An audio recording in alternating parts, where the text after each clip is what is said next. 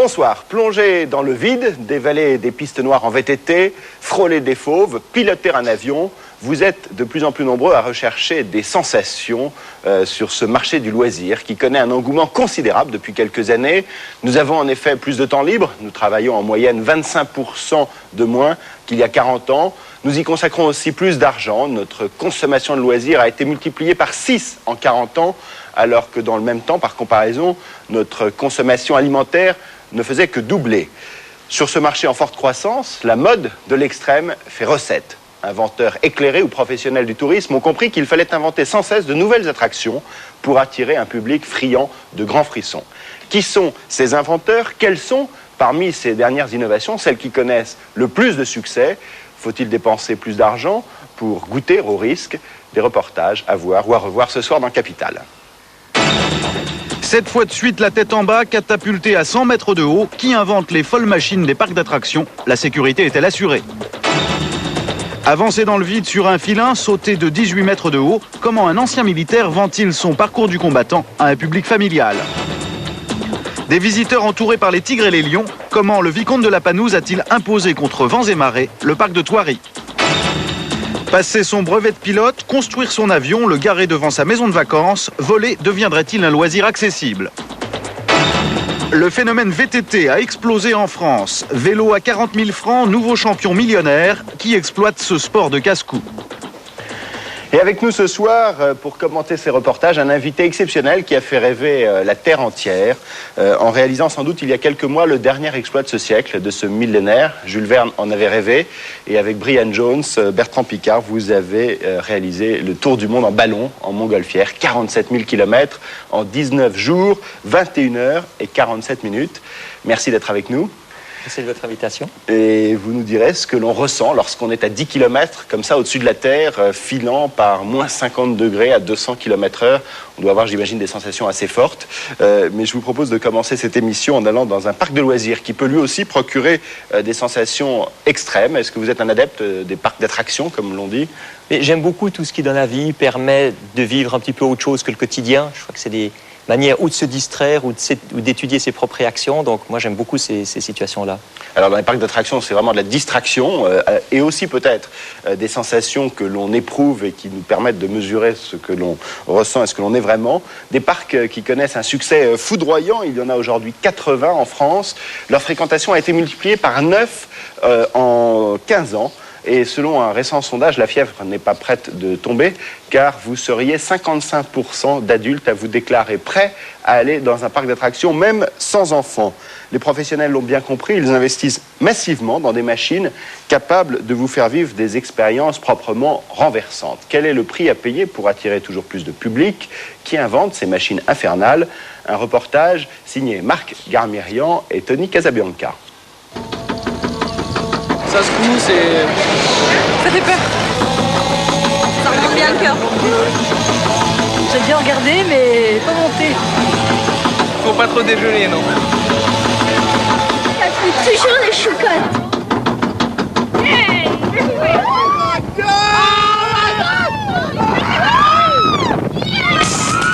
Les montagnes russes, le grand frisson.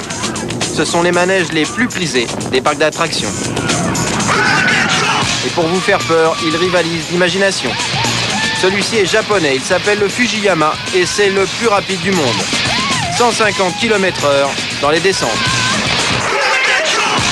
Mais il y a encore plus impressionnant, aux États-Unis, dans l'Ohio. Une pente quasi verticale sur 60 mètres de hauteur. Et pour des sensations inédites, le même parc vous propose ça. Vous avez les pieds dans le vide, alors attachez bien vos lacets avant le départ. Et des nouveautés comme ça, il y en a sans arrêt. Sur celui-ci, pas de virage. Mais le frisson est garanti avec la descente en marche arrière. La chute libre, c'est la tendance du moment. Voici le dernier modèle. On termine sa course en position allongée. Des attractions comme cela, tout parc qui se respecte se doit d'en avoir. Nous sommes au parc Astérix, près de Paris. La peur, c'est ça qui attire les gens sur le manège Goudurix. Plus d'un visiteur sur 3 y fait un tour. Le succès d'une attraction se mesure à la longueur de la file d'attente. Ici, le dimanche matin, il y a parfois 1 heure de queue. Mais attention, le manège n'est pas ouvert à tout le monde. Il faut passer sous une toise, taille minimum requise, 1,40 m. Et il y a quelques contre-indications. Interdit aux femmes enceintes, aux cœurs fragiles.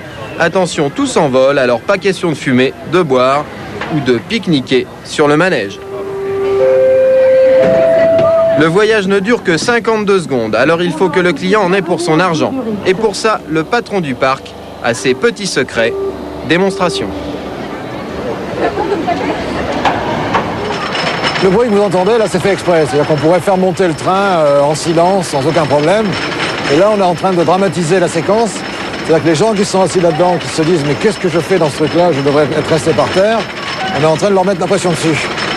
Et vous allez entendre à la fin un raclement, qui est l'arrivée du train sur le sommet de l'ascenseur. Et après, il y a un grand silence et il plonge. Et là, ici.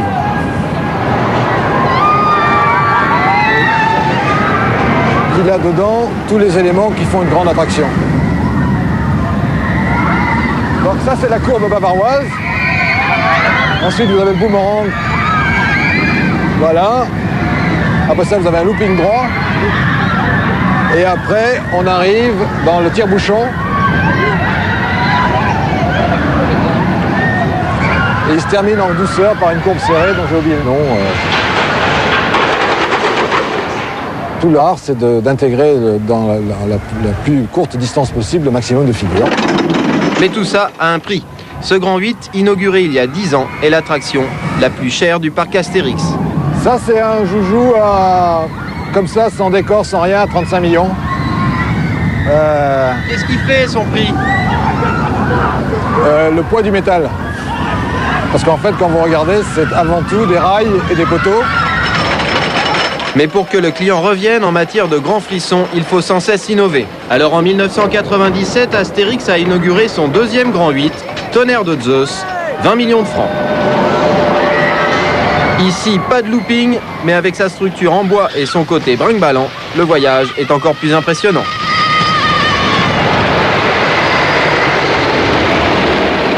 L'investissement se révèle payant. Depuis l'ouverture de Tonnerre de Zeus, la fréquentation est montée d'un cran. L'année dernière a été pour nous une année record, puisqu'on a fait 200 000 visiteurs de plus que l'année d'avant. Alors on pense que notre attraction y est pour quelque chose. Toujours très difficile de savoir si c'est grâce à cette attraction ou parce que le public a décidé, vous voyez que ça secoue pas mal, le public a décidé de venir plus cette année-là, mais en tous les cas, ça y a certainement contribué. S'il se donne autant de mal, c'est aussi parce qu'à 50 km de là, il a un concurrent très sérieux. Disneyland Paris attire 6 fois plus de visiteurs que le parc Astérix. Et ici aussi, on applique la même recette, mais avec beaucoup plus de moyens. Chaque manège est un produit maison. Voici le dernier en date, Space Mountain, un Grand 8 qui simule un voyage dans l'espace. C'est l'attraction star du parc. Elle a été entièrement conçue par Disney. Comment mettons au point un tel monstre? Chaz McEwan est ce qu'on appelle ici un imagineur. Ça n'est pas dans le dictionnaire, mais ça veut dire que son boulot, c'est d'imaginer. Et c'est lui qui, avec d'autres, a conçu Space Mountain, dans un but bien précis. Lorsqu'on a construit Space Mountain, on pensait à un public bien particulier. Comme dans n'importe quel théâtre ou comme quand on fait un film et que l'on se demande pour quel public on joue. Pour ce manège en particulier, c'était les jeunes adultes qui nous intéressaient. Et ce n'est pas tout. Quand on s'appelle Disney, il faut faire les choses en grand. Les concepteurs avaient un impératif, construire une attraction capable d'absorber 2400 visiteurs à l'heure. Alors il a fallu dessiner une véritable station de chemin de fer, avec chef de gare, poste de sécurité et contrôleur en uniforme. Cette lumière rouge, c'est le signal du départ. Il y en a un toutes les 36 secondes.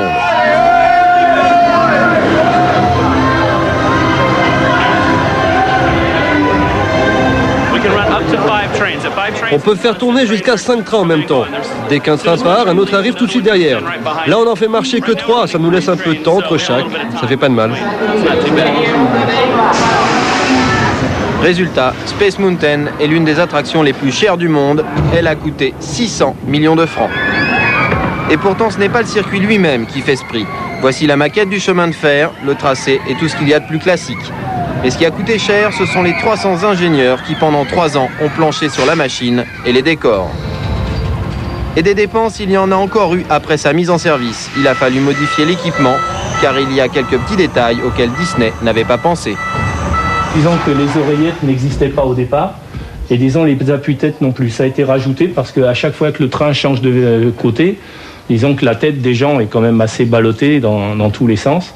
Donc ils ressortaient avec pas mal de mal aux oreilles. Donc tout a été refait de façon à ce qu'on se cale bien. Des attractions comme ça, il ne s'en vend qu'une trentaine chaque année. Le plus souvent, les parcs conçoivent les manèges, mais la fabrication se fait ailleurs. C'est dans ce décor bucolique de la Forêt-Noire en Allemagne que se cache un des plus gros fabricants de sueur froide. Nous sommes chez Mack, et dans la famille, on fait du manège depuis 200 ans. Voici Kurt, c'est le responsable de cette usine où l'on monte une vingtaine d'attractions chaque année. Un vrai travail de précision. Sur ces ordinateurs, les ingénieurs passent en moyenne 6 mois pour un modèle classique. Ils ont fait des études très pointues et pourraient tout aussi bien dessiner des rames de métro ou des TGV. Ce bureau, c'est le cœur du système. C'est l'endroit le plus important. Si on fait une erreur ici, ça peut coûter une fortune. Et voici les plans. Il peut y en avoir plusieurs milliers pour un seul grand 8. Mais ils ne sortent pas d'ici. Secret de fabrication. Ce sont des dessins industriels. Normalement, on ne donne jamais ça aux clients. On ne sait pas ce qu'ils pourraient faire avec. En construire un eux-mêmes ? Ce sera difficile. Étape suivante, la fabrication. Pour les véhicules, l'essentiel du travail est fait à la main. Il faut près d'1 mois pour finir une demi-douzaine de wagonnets comme celui-ci. À l'arrivée, ça devient une bûche et ça coûte 80 000 francs, le prix d'une voiture. Et dans un manège, il en faut en moyenne 25. La dernière étape, c'est l'assemblage du circuit. Et la surprise, ça ne se passe pas chez le client, mais dans la cour de l'usine. Qu'est-ce que vous faites là? Vous construisez un parc d'attractions? Non. C'est juste pour le tester. Quand on a fini les rails, on monte tout le manège, on fait passer quelques wagons sur le rail, on voit comment il se comporte, si c'est bien courbé ou pas. S'il y a des erreurs, on doit les corriger avant de les envoyer chez le client. C'est un énorme travail qui prend plusieurs semaines. Mais c'est la seule façon de s'assurer que le manège fonctionne. Il sera ensuite démonté puis remonté chez le client. Celui-ci va partir en Belgique. Toutes les pièces sont faites sur mesure pour chaque client. On n'a jamais fait de série où on en construit 10 à la suite. On est déjà content quand on peut en construire 2 d'un seul coup. Là, on économise un peu d'argent. Mais les Mack ne font pas que répondre aux commandes des clients, ils développent aussi leur propre modèle. Et pour les faire connaître, ils ont carrément ouvert, pas loin de leur usine, Europa Park. Un temple du loisir qui accueille chaque année 3 millions de visiteurs. La vitrine idéale. Ça, c'est leur dernier modèle, Euromir, avec des wagonnets qui tournent sur eux-mêmes. Ils ont mis plusieurs années à le concevoir et pour le rentabiliser, il leur faut en vendre au moins 3 exemplaires à 70 millions de francs pièce. Et la vente, c'est Roland Mack, le cousin de Kurt, qui s'en occupe. Il reçoit régulièrement des exploitants de parcs d'attractions, des clients potentiels. Aujourd'hui, il accueille 3 hommes d'affaires britanniques. Ils sont venus pour faire leur marché. Ils vont passer la journée entière dans le parc. L'enjeu n'est pas mince, ils veulent investir 5 milliards de francs pour leur nouveau parc d'attractions au Pays de Galles. Alors des manèges, il leur en faut. Ils viennent ici pour les essayer. Nous sommes les seuls à fabriquer ces bobsleighs.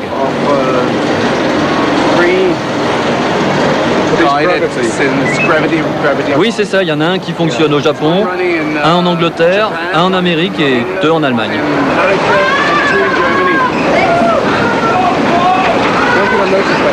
C'est silencieux. Oui, c'est silencieux. C'est grâce aux roues en caoutchouc.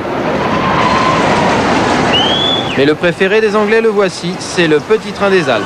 Ce n'est pas le plus spectaculaire, mais son avantage, c'est qu'il touche un très large public. Vous voulez l'essayer? Celui-ci vous intéresse? C'est un classique? Oui, c'est un classique familial. C'est indispensable d'avoir un manège comme celui-là dans un parc? Oui, oui. Pourquoi? Parce qu'il plaît une grande variété d'âge, aux familles, les grands-parents, les petits-enfants, c'est très bien. Allez-vous en acheter un? Et c'est parti pour un petit tour d'essai. S'ils l'achètent, ils devront débourser 10 millions de francs. Mais en attendant, ils prennent du bon temps. C'est ce qu'on appelle travailler en s'amusant.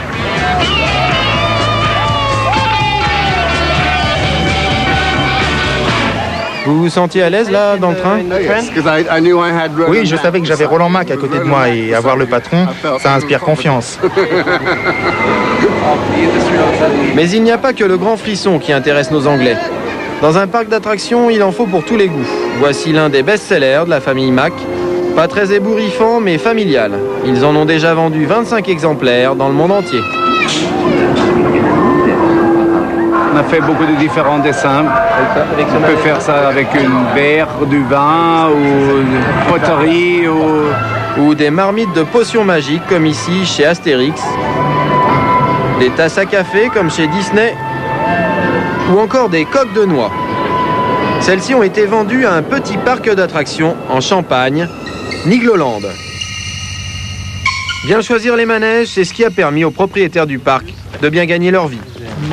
Les Gélis, père et fils, ne sont sédentaires que depuis peu. De gauche à droite, Philippe, Jean-Claude et Patrice sont issus d'une longue lignée de forains.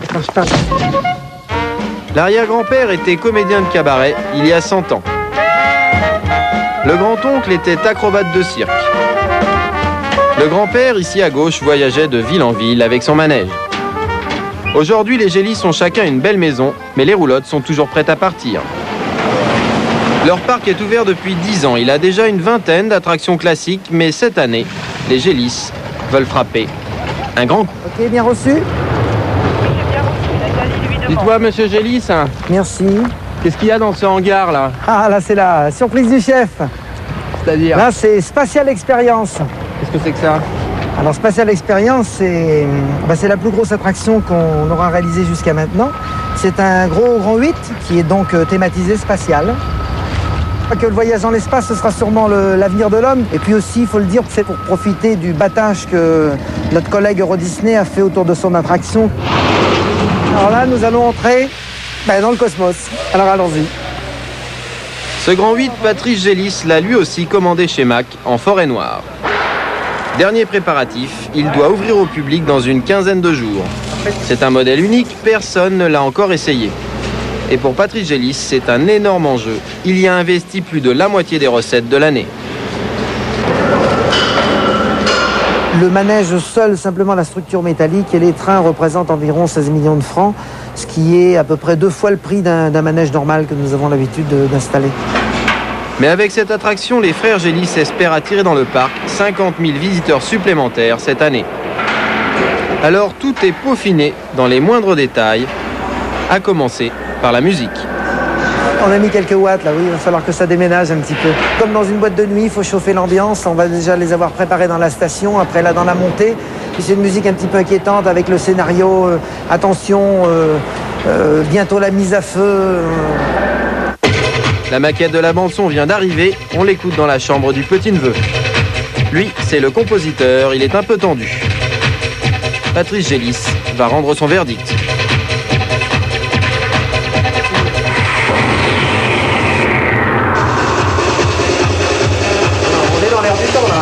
Voilà, et là tu as 5, 4, 3, 2, 1, et les deux viennent de mise à feu. Et là il décolle, là il plonge. Alors là on peut mettre l'effet de vitesse, après son grand manège là. C'est là que je pensais mettre du Wagner, au Tannhausen. Wagner c'est quand même un compositeur très sombre. C'est quelqu'un qui est noir comme... alors ça donne... c'est pas des mélodies, nana c'est pas la flûte enchantée, c'est vrai que c'est...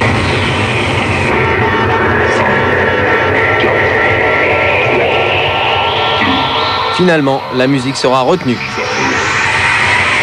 Reste maintenant un point important, assurer la sécurité du manège.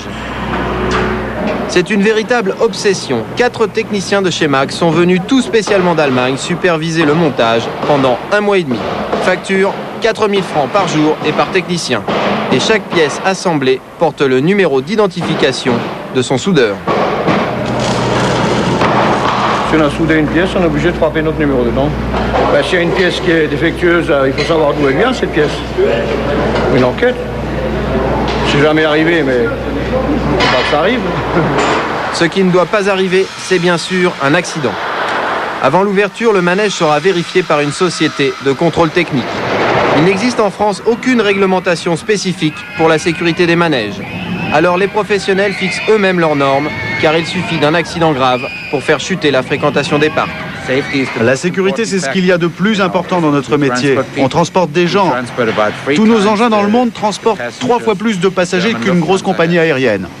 Quand vous avez un avion qui se crache, il y a 300 victimes. Alors que nous, on n'a jamais eu 300 morts, même si vous additionnez les 200 dernières années. Mais le risque zéro n'existe pas. Le 8 mai 1998, une jeune fille a été éjectée de ce manège à la Foire du Trône à Paris. Heureusement, elle n'a été que blessée. En 1997, en Belgique, des passagers sont restés 1 heure, la tête en bas, coincés en haut d'un looping. Mais ces accidents sont rarissimes. Statistiquement, vous n'avez qu'une chance sur 100 millions qu'il vous arrive quelque chose sur un grand 8.